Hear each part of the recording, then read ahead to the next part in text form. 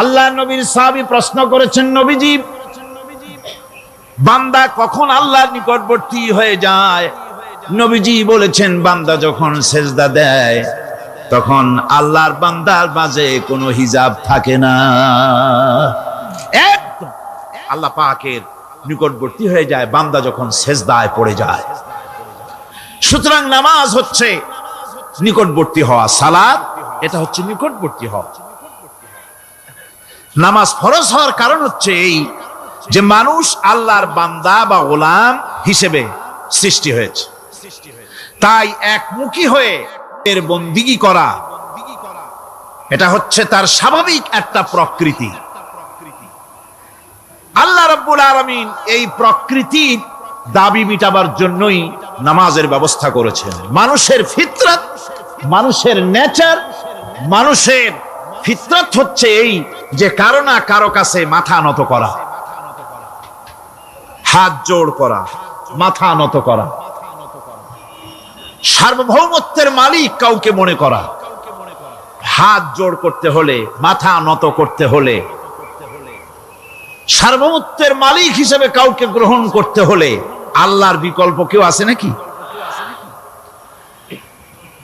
ইসলামের মূল দাওয়াতটা হলো ফিতরাত অনুযায়ী দাওয়াত দেওয়া হয়েছে, মানুষ যেন মাথা নত করে, গোলামি করে।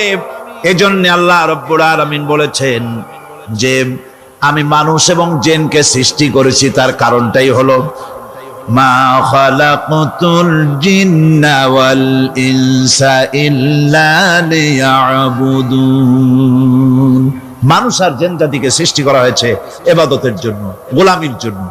ইবাদত আর গোলামি এটাই করতে হবে, গোলামি করতে হবে, দাসত্ব করতে হবে। আর এই দাসত্ব, আল্লাহর আনুগত্যই গোলামির দাওয়াত দিয়েছেন দুনিয়ার সব নবীরা। কোন নবী বলেন নাই যে আমার গোলামি করো। কেউ বলেছেন? বলেন জোরে, কেউ বলেছেন? আল্লাহ পাক বলেন, ওয়ালাকাদ বা'আসনা ফি কুল্লি উম্মাতির রাসূলা আন ইবুদুল্লাহা ওয়াজতানিবুত তাগুত।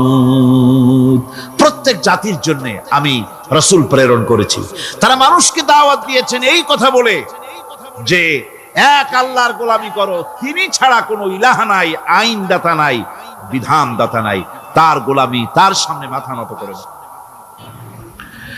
নামাজ হচ্ছে তাওহীদের অবশ্যম্ভাবী এক বহির্প্রকাশ।